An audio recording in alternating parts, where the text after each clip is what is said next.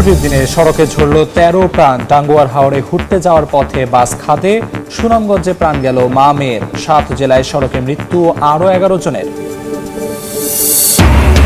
সাগরে বাংলাদেশের জলসীমায় মাছ শিকারের সময় আটক ৯ ভারতীয় জেলে। কারাগারে পাঠালেন আদালত। বরগুনায় নিষেধাজ্ঞার সময় মাছ ধরায় আটক ১৫০ জেলে। টেকনাফের গহীন পাহাড়ে মানব পাচারকারীদের নিরাপদ আস্তানা। কোস্টগার্ডের অভিযানে নারী শিশুসহ ৪৪ জনকে উদ্ধার। আগেই সটকে পড়ায় গ্রেফতার হয়নি কেউ।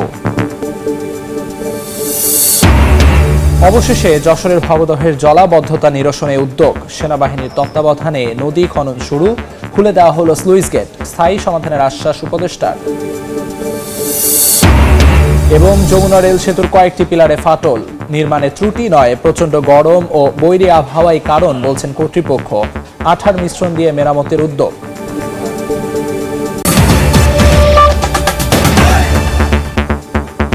বাংলা সময়ের সঙ্গে আছি আমি আমিরুল ইসলাম আলিফ। ছুটির দিনে সড়কে ঝরল ১৩ প্রাণ। টাঙ্গুয়ার হাওড়ে ঘুরতে যাওয়ার পথে সুনামগঞ্জে খাদে পড়ল যাত্রীবাহী বাস। ঘটনাস্থলেই প্রাণ গেল মা মেয়ের। আহত হয়েছেন অন্তত ১০ জন। এছাড়া ৭ জেলায় প্রাণ গেছে আরও ১১ জনের। ছুটির দিনে টাঙ্গুয়ার হাওড়ে ঘুরতে যাওয়ার পথে প্রাণ গেল মা মেয়ের। এছাড়া ৪ জেলায় সড়কে ঝরল আরও ৮ প্রাণ। বাংলাদেশ কেমিক্যাল ইন্ডাস্ট্রিজ কর্পোরেশনের ১১ কর্মকর্তা সপরিবারে সেজুতি পরিবহনের বাসে ঢাকা থেকে সুনামগঞ্জের টাঙ্গুয়ার হাওড়ে ভ্রমণে যাচ্ছিলেন। শুক্রবার ভোরে সুনামগঞ্জের শান্তিগঞ্জ এলাকায় পৌঁছালে বাসটি নিয়ন্ত্রণ হারিয়ে উল্টে খাদে পড়ে যায়। এ সময় ঘটনাস্থলেই মারা যান মঞ্জুরা আক্তার ও তার ১০ বছরের মেয়ে আয়েশা সিদ্দিকা। আহত হন অন্তত ১০ জন। আহতদের সিলেট ও সুনামগঞ্জের বিভিন্ন হাসপাতালে পাঠিয়েছে পুলিশ। গাড়ির ভিতরে যারা ছিল তারা উদ্ধার করার চেষ্টা করছে। উদ্ধার করে অনেকে আহত অবস্থায় হাসপাতাল পাঠাইছে। দুজন আগে থেকেই মারা গেছিল, পরে আমরা তাদেরকে আমাদের জ্যাম জ্যাক এবং স্ট্রেচারের মাধ্যমে উদ্ধার করি। নরসিংদীর মাধবদী থেকে ইজিবাইকে রায়নাদি এলাকায় যাচ্ছিল ২ জন। পথে দ্রুতগতির একটি বাস ইজিবাইকটিতে ধাক্কা দিলে ঘটনাস্থলে ১ জন এবং ঢাকা মেডিকেলে নেয়ার পর চিকিৎসাধীন অবস্থায় সকালে ২ জনের মৃত্যু হয়। এই হাইওয়ে রোড থেকে অটো আমার মনে হয় একবারে যদি নিষিদ্ধ করা হয়, যাতে হাইওয়ে রোডের মধ্যে কোনো অটো যাতে না উঠতে পারে। অটোর একজন আরোহী স্পটে মারা যায়, একজন মাধবদী প্রাইম হাসপাতালে চিকিৎসাধীন অবস্থায় মারা যায়, আরেকজনকে ঢাকা মেডিকেল কলেজ হাসপাতালে প্রেরণ করে সেখানে চিকিৎসাধীন অবস্থায় মারা যায়। এদিকে ফরিদপুরের ভাঙ্গায় মধ্যরাতে সড়কের পাশে দুর্ঘটনা কবলিত থেমে থাকা বাসে পেছন থেকে সজোরে ধাক্কা দেয় ট্রাক। এ সময় সড়কে দাঁড়িয়ে থাকা ১০-১২ জন যাত্রীকেও পিষে দেয়। এতে ঘটনাস্থলেই ১ জন নিহত হন। আহতদের ভাঙ্গা উপজেলা স্বাস্থ্য কমপ্লেক্সে নিলে ফারজানা নামে একজনকে মৃত ঘোষণা করেন চিকিৎসক। তবে প্রাণে রক্ষা পেয়েছে তার ১.৫ বছরের মেয়ে জান্নাতুল সহ ৫ জন। শিশুটি ঢাকা মেডিকেল কলেজ হাসপাতালে চিকিৎসাধীন। দুর্ঘটনার পরই বাস ও ট্রাকটি জব্দ করেছে পুলিশ। এছাড়া যশোরের চৌগাছা উপজেলার জাহাঙ্গীরপুরে বালুবাহী ট্রলির ধাক্কায় মোটরসাইকেলে থাকা ২ কিশোর এবং বাগেরহাটে বাস চাপায় নিহত হয়েছেন মোটরসাইকেল আরোহী। খাদিজা স্বপ্না, সময় সংবাদ। সাগরে বাংলাদেশের জলসীমায় মাছ শিকারের সময় আটক ৯ ভারতীয় জেলেকে কারাগারে পাঠিয়েছেন আদালত। অভিযানে জব্দ করা হয় ট্রলার ও মাছ। এদিকে নিষেধাজ্ঞা অমান্য করে পায়রা নদীতে জাল ফেলায় ৩৫টি ট্রলার সহ ১৫০ জেলেকে আটক করা হয়েছে। বাংলাদেশে নদী ও সাগরে মাছ ধরার উপর যে কোনো নিষেধাজ্ঞার সময় তৎপর হয়ে ওঠে ভারতীয় জেলেরা। সুযোগ পেলেই অবৈধভাবে ঢুকে পড়ে বাংলাদেশের জলসীমায়। অবাধে মাছ শিকার করে তারা। নৌবাহিনীর তৎপরতায় বুধবার রাতে বঙ্গোপসাগরের ফেয়ারওয়ে বয়া সংলগ্ন এলাকায় অভিযান চালানো হয়। এ সময় ফিশিং ট্রলার সহ ৯ ভারতীয় জেলেকে আটক করা হয়। পরে তাদের দিগরাজ নৌ ক্যাম্পে নেওয়া হয়। শুক্রবার দুপুরে বাগেরহাট আদালতের নির্দেশে তাদের কারাগারে পাঠানো হয়। এ নিয়ে গত ৪ মাসে ৫টি ট্রলার সহ আটক করা হয় ৬২ ভারতীয় জেলেকে। এদিকে বরগুনার পায়রা নদীতে যৌথ অভিযান চালায় উপজেলা প্রশাসন, মৎস্য বিভাগ, কোস্টগার্ড ও নৌ পুলিশ। নিষেধাজ্ঞা অমান্য করে নদীতে জাল ফেলায় ৩৫টি ট্রলার সহ ১৫০ জেলেকে আটক করা হয়। পরে ভ্রাম্যমাণ আদালতের মাধ্যমে তাদের জরিমানা করা হয়। সাহাল আব্দুল্লাহ, আলভি, সময় সংবাদ। কক্সবাজারের টেকনাফের গহীন পাহাড় যেন মানব পাচারকারীদের নিরাপদ আস্তানা। অভিযান চালিয়ে সাগর পথে পাচারের উদ্দেশ্যে জড়ো করা নারী শিশুসহ ৪৪ জনকে উদ্ধার করেছে কোস্টগার্ড। বিস্তারিত জানাচ্ছেন সুজাউদ্দিন রুবেল। টেকনাফের বাহারছড়া ফিনিশ ভাঙ্গা পাহাড়ি এলাকা গহীন জঙ্গলের ভেতরে অমানবিক পরিস্থিতিতে দিন কাটাচ্ছিল নারী ও শিশুসহ ৪৪ জন মানুষ। সাগরপথে অবৈধভাবে মালয়েশিয়ায় পাচারের উদ্দেশ্যে পাহাড়ে বন্দী রাখা এসব মানুষকে উদ্ধার করেছে কোস্টগার্ড। উদ্ধার হওয়া অনেকেই স্বপ্ন দেখেছিলেন উন্নত জীবনের, কেউ কেউ ভেবেছিলেন মালয়েশিয়ায় পাড়ি দিয়ে পরিবারকে সুখে রাখবেন, কিন্তু সেই স্বপ্ন ভেঙে গেছে দালাল চক্রের প্রতারণায়। তাদের পাহাড়ে বন্দি রেখে নির্যাতনের মাধ্যমে মুক্তিপণ আদায়ের চেষ্টা করা হচ্ছিল বলে দাবি ভুক্তভোগীদের। শুক্রবার বিকেলে টেকনাফে সংবাদ সম্মেলনে কোস্টগার্ড জানায়, সাগরপথে মানব পাচারে জড়িত কয়েকটি সংঘবদ্ধ চক্র সক্রিয় রয়েছে, যারা নানা প্রলোভনের মাধ্যমে রোহিঙ্গাদের পাশাপাশি বাংলাদেশি নাগরিকদেরও পাহাড়ি আস্তানায় জড়ো করত। পরে আটকে রেখে নির্যাতনের মাধ্যমে মুক্তিপণ আদায় করা হতো। অভিযান চলাকালীন কোস্টগার্ডের উপস্থিতি টের পেয়ে পাচারকারীরা পালিয়ে যাওয়ায় কাউকে আটক করা সম্ভব হয়নি। গত এক মাসে 14টি অভিযানে 391 জন ভুক্তভোগীকে উদ্ধার এবং 47 জন পাচারকারীকে আটক করেছে আইনশৃঙ্খলা রক্ষাকারী বাহিনী। সুজাউদ্দিন রুবেল, সময় সংবাদ, কক্সবাজার। ইচ্ছে করে ইতিহাস সুন্দরভাবে লিখলেই মানুষ বিশ্বাস করবে না মন্তব্য করেছেন বিএনপি স্থায়ী কমিটির সদস্য ডাক্তার AZM জাহিদ হোসেন। সকালে দিনাজপুরের হিলিতে মুক্তিযোদ্ধা সংসদের সঙ্গে মত বিনিময় করে এ কথা বলেন তিনি। ৭১কে যদি আপনি অস্বীকার করেন, আপনি ৭৫-এর যা ঘটনাই ঘটুক, আগস্টেই হোক আর নভেম্বরেই হোক, it is the reality, you can not ignore it. ৭৪-এর দুর্ভিক্ষ আপনি ভুলতে পারবেন না, বাসন্তীর কথা ভুলে গেলে চলবে না। আবার ৯০ যদি ভুলে যান তাহলে ২৪ও পাবেন না। আমি সুন্দর বাংলা ভাষায় ভালো ইতিহাস লিখে দেব, ওইটা মানুষ বিশ্বাস করবে, কখনোই হবে না। আমার আজকের কার্যক্রমই নির্ধারণ করবে আগামী দিনে আমার অবস্থান কোথায় হবে। আওয়ামী লীগের নির্বাচনে অংশ নেয়ার বিষয়ে দেশি বিদেশি কোনো চাপ নেই বলে জানিয়েছেন প্রধান উপদেষ্টার প্রেস সচিব শফিকুল আলম। সকালে মাগুরায় জুলাই শহীদ স্মৃতিস্তম্ভে শ্রদ্ধা নিবেদন শেষে সাংবাদিকদের প্রশ্নের জবাবে তিনি এ কথা বলেন। প্রেস সচিব বলেন, বাংলাদেশকে শেখ পরিবারের জমিদারি বানিয়েছিল শেখ হাসিনা। ফেব্রুয়ারি নির্বাচনের মধ্য দিয়ে গণতন্ত্রের জন্য জুলাইয়ের আত্মদান চূড়ান্ত রূপ পাবে বলেও মন্তব্য করেন প্রেস সচিব।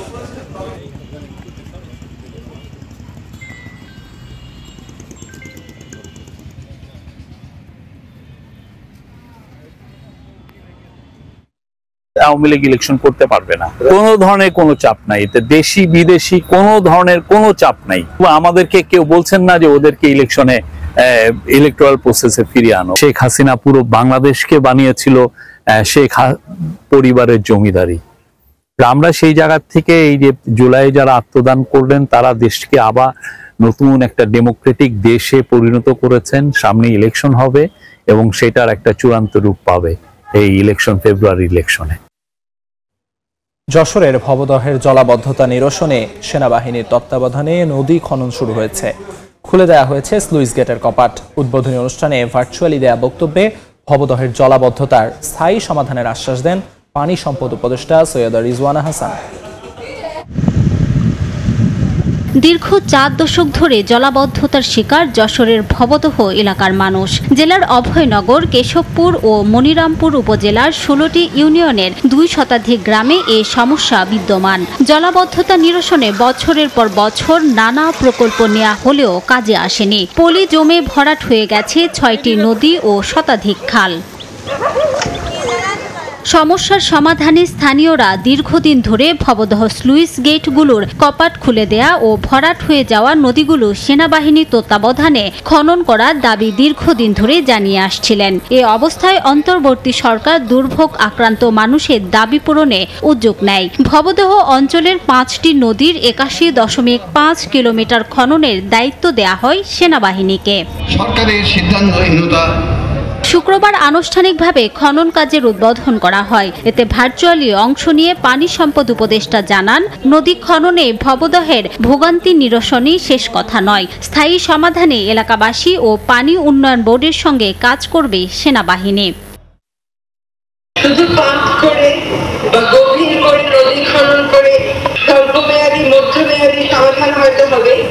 কিন্তু দীর্ঘমেয়াদী সমাধানটা জন্য আমাদেরকে আরো ভাবতে হবে। সেই বিবেচনা থেকেই কিন্তু আমি আসলে বাংলাদেশ সেনাবাহিনীকে আহ্বান করেছি কাজটা করতে। নদী খনন কার্যক্রম বাস্তবায়ন ও তদারকির আশ্বাস দেন প্রকল্প পরিচালক। একটা প্রকল্প আমাদের সময় আছে আগামী বছরের জুন পর্যন্ত। ইতিমধ্যে জুলাই, অগাস্ট, সেপ্টেম্বর আমরা আসলে এই সময় কোনো কাজ করা যায় না, বাট এই সময় যে এই শুকনো পিরিয়ডটা আছে এই পিরিয়ডটাকে সর্বোচ্চভাবে ব্যবহার করে আমরা চেষ্টা করবো যত দ্রুত সম্ভব এই প্রকল্পটাকে শেষ করা যায়। খনন কার্যক্রমে ব্যয় ধরা হয়েছে 140 কোটি টাকা। সময় সংবাদ, যশোর।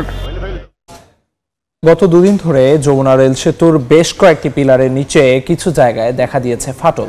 সেতু কর্তৃপক্ষ বলছে প্রচন্ড গরম আর বৈরী আবহাওয়ার কারণে সেতুর নিচে ক্ষুদ্র আকৃতির হেয়ার কাট সৃষ্টি হয়েছে, যা মোটেও সেতুর জন্য ক্ষতিকর নয়। দ্রুত আঠার মিশ্রণ দিয়ে এগুলো মেরামত করা হবে।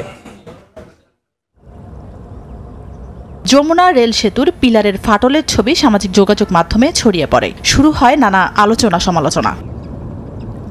তবে সেতু কর্তৃপক্ষ বলছে এতে ভয়ের কোনো কারণ নেই, এটি কাজের কোনো ত্রুটি নয়। প্রচণ্ড গরম ও বৈরী আবহাওয়ার কারণে সেতুর নিচে 0.1 থেকে 3 মিলিমিটার পর্যন্ত ক্ষুদ্র আকৃতির হেয়ার কাট বা চুলাকৃতি ফাটা সৃষ্টি হয়েছে, যা মোটেও সেতুর কনক্রিটের অবকাঠামো বা স্থাপনার জন্য ক্ষতিকর নয়। রেজিন বা আঠার মিশ্রণ দিয়ে এগুলো একে একে মেরামত করা হবে।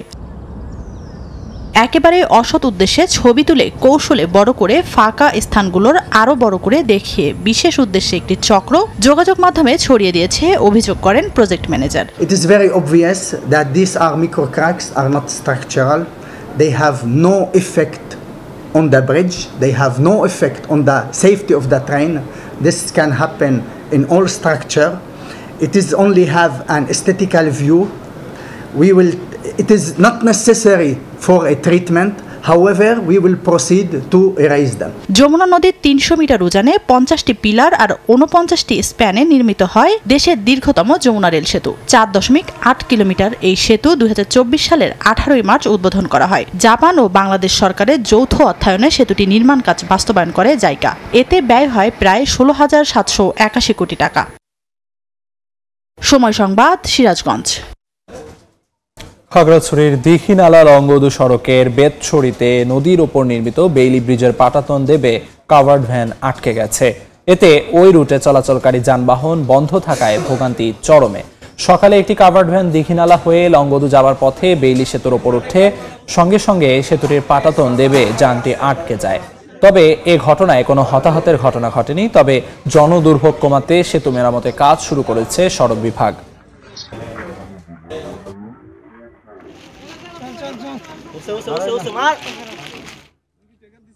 পাবনায় ঈদগাহ মাঠ নিয়ে দ্বন্দ্বের জেরে দুপক্ষের সংঘর্ষে একজন নিহত হয়েছেন। এই ঘটনায় দুজনকে গ্রেফতার করা হয়েছে। এদিকে মাগুরায় বিরোধপূর্ণ জমির ধান কাটা নিয়ে সালিশ বৈঠকে প্রতিপক্ষের হাতুড়ি পেটায় এক ব্যক্তির মৃত্যু হয়েছে। অন্যদিকে ফরিদপুরে নতুন বরের ঝুলন্ত মরদেহ উদ্ধার করা হয়েছে। এছাড়া মাদারীপুরে পানিতে ডুবে 8ম শ্রেণীর শিক্ষার্থীর মৃত্যু হয়েছে। দেশীয় অস্ত্র হাতে মুখোমুখি অবস্থান দুই গোষ্ঠীর। তুচ্ছ ঘটনাকে কেন্দ্র করে চলা সংঘর্ষে প্রাণ হারালেন এক ব্যক্তি। গত বছর ঈদগাহ মাঠে নামাজ পড়া নিয়ে পাবনার ফরিদপুর উপজেলার মধ্য পুঙ্গুলি গ্রামে হাজি গোষ্ঠী ও বাদশা গোষ্ঠীর মধ্যে বিরোধ হয়। এরই জেরে বৃহস্পতিবার সকালে হাজি গোষ্ঠী ও বাদশা গোষ্ঠীর মধ্যে আবারও উত্তেজনা দেখা দেয়। পরে তা সংঘর্ষের রূপ নেয়। এই সময় আহত 20 জনকে বিভিন্ন হাসপাতালে ভর্তি করা হয়। এদের মধ্যে চিকিৎসাধীন অবস্থায় শুক্রবার সকালে এক ব্যক্তির মৃত্যু হয়। সংঘর্ষের ঘটনায় উভয় পক্ষের দুটি মামলায় দুজনকে গ্রেফতার করা হয়েছে। বৃহস্পতিবার ফরিদপুরের নগরকান্দা উপজেলার ঘোনাপাড়া গ্রামে বিয়ে করেন সালথা উপজেলার পিসনাইল গ্রামের জামাল ফকির। রাতেই গৃহবধূকে নিয়ে নিজ বাড়িতে ফেরেন তিনি। পরদিন সকালে বাড়ির পাশে একটি বাঁশের আড়া থেকে তার ঝুলন্ত লাশ দেখতে পান স্থানীয়রা। খবর পেয়ে নিহতের লাশ উদ্ধার করে মর্গে পাঠায় পুলিশ। এদিকে মাগুরা সদরে জমি ধান কাটাকে কেন্দ্র করে বর্গাচাষী আনোয়ার হোসেন ও শিউলি খাতুনের মধ্যে বিরোধ দেখা দেয়। পরে দুপক্ষের হাতাহাতির ঘটনায় সালিশি বৈঠক বসে। এ সময় আনোয়ারের ছেলে আবির উত্তেজিত হয়ে শিউলি খাতুনের মামা বাদশা মোল্লাকে হাতুড়ি দিয়ে পিটিয়ে জখম করে। গুরুতর অবস্থায় তাকে উদ্ধার করে হাসপাতালে নিলে মৃত ঘোষণা করেন চিকিৎসক। এতে ক্ষুব্ধ হয়ে আনোয়ারের বাড়িতে আগুন লাগিয়ে দেয় প্রতিপক্ষ। অন্যদিকে মাদারীপুরের শিবচরে পুকুরে গোসল করতে নেমে পানিতে ডুবে মৃত্যু হয় ৮ম শ্রেণীর শিক্ষার্থী জাহিদ হোসেনের। তার মৃত্যুতে এলাকা জুড়ে নেমেছে শোকের ছায়া। এছাড়া চাঁপাইনবাবগঞ্জের নাচলে বিএনপির দুপক্ষের সংঘর্ষে 2 ভাই হত্যা এবং 12 জনকে কুপিয়ে আহত করার প্রতিবাদে মানববন্ধন করেছেন স্বজন ও এলাকাবাসী। দোষীদের দ্রুত আইনের আওতায় এনে শাস্তির দাবি জানান তারা। ফাহরিয়া ফারজানা, সময় সংবাদ। খাগড়াছড়িতে স্কুল শিক্ষিকাকে ধর্ষণের দায়ে অভিযুক্তকে গ্রেফতার করা হয়েছে। বৃহস্পতিবার রাতে আলুটিলার তারেং এলাকা থেকে অভিযুক্ত লিটন ত্রিপুরাকে আটক করে মাটিরাঙ্গা থানায় হস্তান্তর করে সেনাবাহিনী। এর আগে সন্ধ্যায় এক বান্ধবীর গায়ে হলুদের অনুষ্ঠান শেষে বন্ধুর সঙ্গে বাড়ি ফিরছিলেন ওই স্কুল শিক্ষিকা। পথে লিটন ত্রিপুরা মোটর সাইকেলে তাদের অনুসরণ করে। এক পর্যায়ে পথ রোধ করে শিক্ষিকাকে পাশের জঙ্গলে নিয়ে ধর্ষণ করে। এ সময় সঙ্গে থাকা বন্ধু কৌশলে পাশের সেনা ক্যাম্পে খবর দেয়। এ ঘটনায় ভুক্তভোগী নিজে বাদী হয়ে মাটিরাঙ্গা থানায় একটি মামলা করেন। গাজীপুরে ধর্ষণ ও হত্যার ঘটনার প্রতিবাদে নোয়াখালীতে বিক্ষোভ মিছিল ও সমাবেশ অনুষ্ঠিত হয়েছে। দুপুরে নোয়াখালী জামে মসজিদ থেকে মিছিলটি বের হয়ে শহরের বিভিন্ন সড়ক প্রদক্ষিণ করে সুপারমার্কেটের সামনে গিয়ে শেষ হয়। পরে সমাবেশ করে বিক্ষোভকারীরা বলেন, নারী ও শিশুর প্রতি সহিংসতা রোধ করতে সমাজের প্রতিটি স্তরে সচেতনতা ও নৈতিকতা তৈরি করতে হবে। এ সময় গাজীপুরে ধর্ষণ ও হত্যার সঙ্গে জড়িতদের আইনের আওতায় আনা এবং ভুক্তভোগীদের জন্য ন্যায় বিচার নিশ্চিত করার দাবি জানান। গাইবান্ধায় বিদ্যুৎস্পৃষ্টে বাবা ছেলের মৃত্যু হয়েছে। এ ঘটনায় এলাকায় শোকের ছায়া নেমে এসেছে।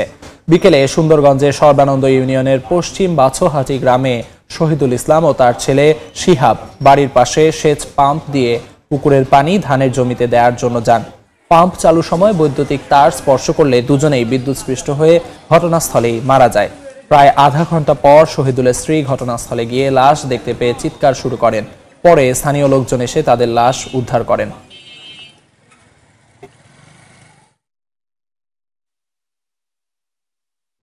অপরিচ্ছন্ন পরিবেশে রান্না, মেয়াদোত্তীর্ণ খাবার পরিবেশনের দায়ে রাঙামাটিতে 3টি হোটেলকে জরিমানা করেছে জাতীয় ভোক্তা অধিকার সংরক্ষণ অধিদপ্তর। দুপুরে শহরের দোয়েল চত্বরে 3টি হোটেলে অভিযান চালিয়ে 21,000 টাকা জরিমানা করা হয়। অপরিচ্ছন্ন পরিবেশে রান্না, মেয়াদ উত্তীর্ণ খাবার, কাঁচা খাবার সংরক্ষণ ও বিক্রির দায়ে এ জরিমানা করা হয়। এছাড়া ভবিষ্যতে এমন অবস্থার প্রমাণ মিললে কঠোর ব্যবস্থা গ্রহণ করা হবে বলে সতর্ক করা হয়।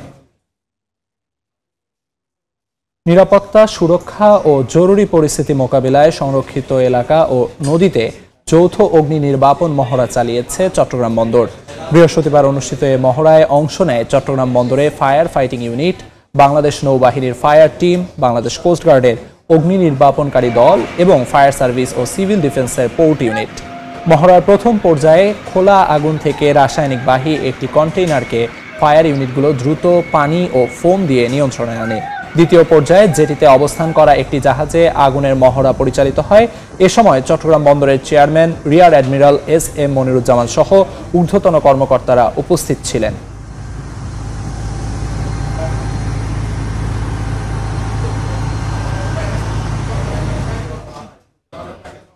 পরিবেশ রক্ষা ও যানজটের সমস্যা থেকে মুক্তি পেতে রাজশাহীতে বর্ণাঢ্য সাইকেল র্যালি হয়েছে। সকালে নগরীর কেন্দ্রীয় ঈদগাহ বর্ণাঢ্য র্যালি বের করা হয়।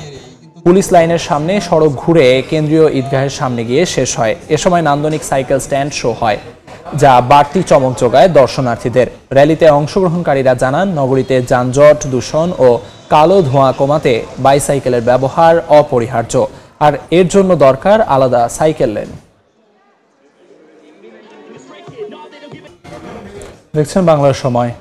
গ্যাস সংকটে গত 4 মাস ধরে নরসিংদীর ঘোড়াশাল তাপবিদ্যুৎ কেন্দ্রে উৎপাদন বন্ধ। সংশ্লিষ্টরা বলছেন, কেন্দ্রটি চালু করতে মনোহরদী থেকে বিদ্যুৎ কেন্দ্র পর্যন্ত তিতাসের আলাদা একটি গ্যাস লাইন নির্মাণ প্রকল্প অনুমোদনের জন্য মন্ত্রণালয়ে পাঠানো হয়েছে।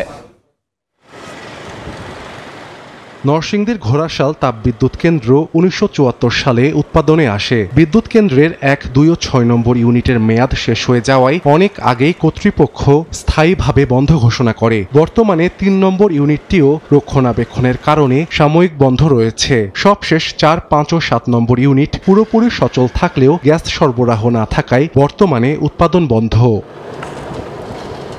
শ্রমিক কর্মচারীরা বলছেন বিদ্যুৎ কেন্দ্রের জন্য বরাদ্দের গ্যাস পাশের ঘোড়াশাল পলাশ ইউরিয়া সার কারখানায় স্থানান্তরিত করায় সৃষ্টি হয়েছে এই অচলাবস্থা। উৎপাদন বন্ধ থাকায় কারখানা যন্ত্রাংশ নষ্ট হওয়ার পাশাপাশি আর্থিকভাবে ক্ষতিগ্রস্ত হচ্ছে প্রতিষ্ঠানটির শ্রমিক কর্মচারীরা। জাতীয় গ্রিডে যুক্ত হচ্ছে না অন্তত 1380 মেগাওয়াট বিদ্যুৎ। শুধুমাত্র গ্যাসের কারণে টোটাল এই 7টা ইউনিটই টোটাল বন্ধ। গত 3 মাস যাবত আমাদের এই বিদ্যুৎ কেন্দ্রটা উৎপাদন শূন্য হয়ে আছে শুধুমাত্র জ্বালানির জন্য। দীর্ঘদিন যদি প্ল্যান্ট বন্ধ থাকে তাহলে আস্তে আস্তে যান্ত্রিক প্রক্রিয়ায় অনেক ব্যত্যয় ঘটে। বিদ্যুৎ উপদেষ্টা ওনাদের দৃষ্টি আকর্ষণ করতেছি, ওনারা যেন আমাদের বিদ্যুৎ কেন্দ্রটি সচল করে এই নতুন গ্যাস লাইন দিয়ে। সুযোগ সুবিধা থেকে বঞ্চিত হচ্ছি এই গ্যাসের জন্য। আর এই গ্যাস কেন আমরা পাচ্ছি না? হঠাৎ করে সকালে গ্যাস দিলে আমরা দুপুরের মধ্যে আমাদের 3-4টা প্ল্যান্ট আমরা চালাতে পারবো।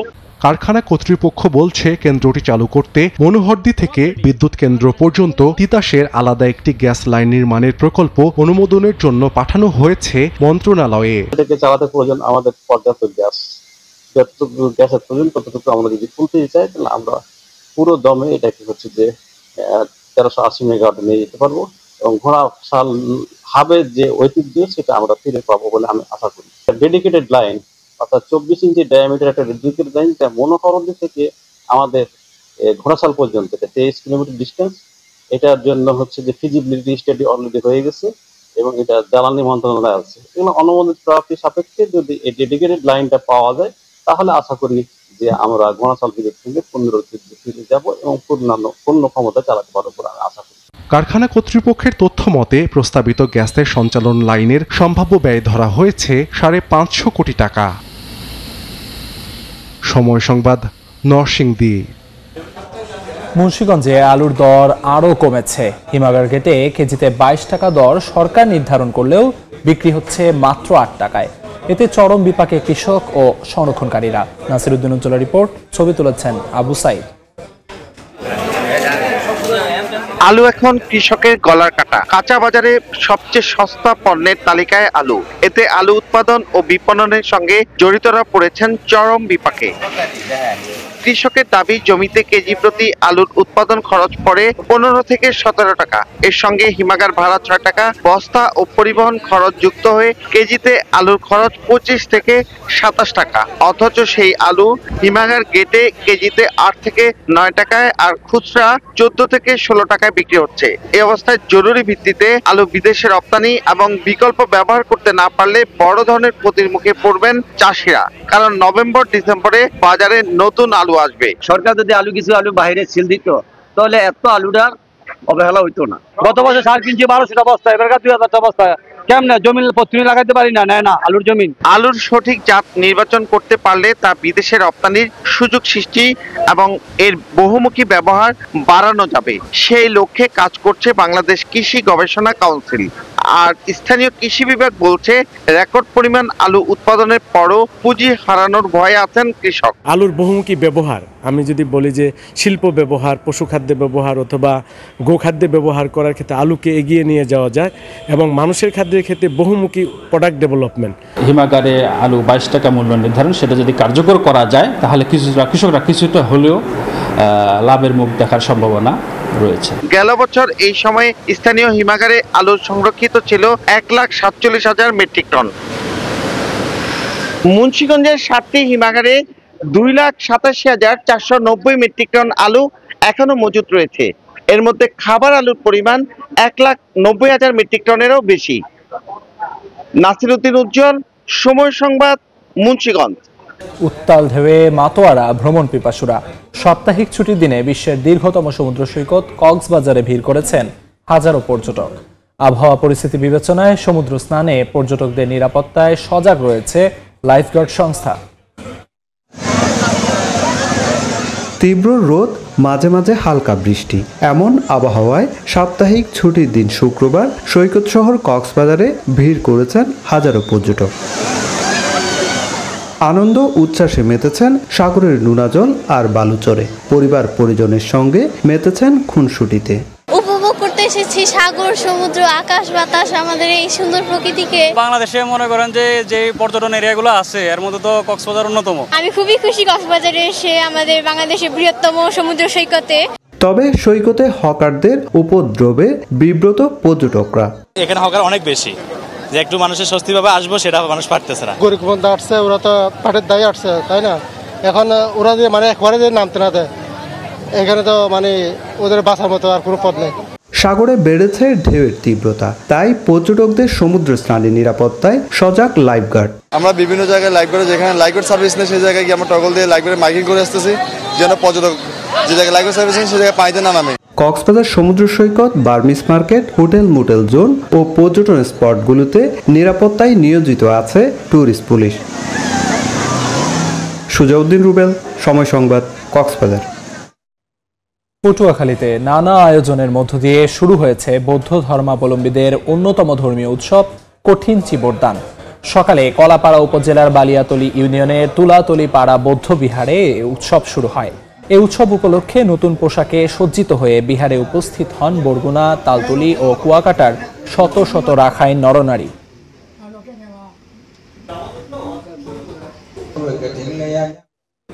বাংলা সময়ের শীর্ষ সংবাদগুলো জানিয়ে দিচ্ছি আরেকবার। আমার ভূতে মা মা করতে আছে গো। ছুটির দিনে সড়কে ঝরল 13 প্রাণ। টাঙ্গুয়ার হাওড়ে ঘুরতে যাওয়ার পথে বাস খাদে। সুনামগঞ্জে প্রাণ গেল মা মেয়ের। 7 জেলায় সড়কে মৃত্যু আরও 11 জনের। সাগরে বাংলাদেশের জলসীমায় মাছ শিকারের সময় আটক 9 ভারতীয় জেলে। কারাগারে পাঠালেন আদালত। বরগুনায় নিষেধাজ্ঞার সময় মাছ ধরায় আটক 150 জেলে। এবং টেকনাফের গহীন পাহাড়ে মানব পাচারকারীদের নিরাপদ আস্তানা। কোস্টগার্ডের অভিযানে নারী শিশু সহ 44 জনকে উদ্ধার। আগেই সটকে পড়ায় গ্রেফতার হয়নি কেউ।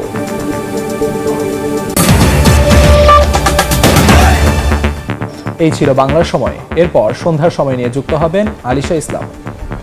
ধন্যবাদ আলিফ। সন্ধ্যার সময় নিয়ে আসছি কিছুক্ষণ পর, সঙ্গে থাকুন সবাই।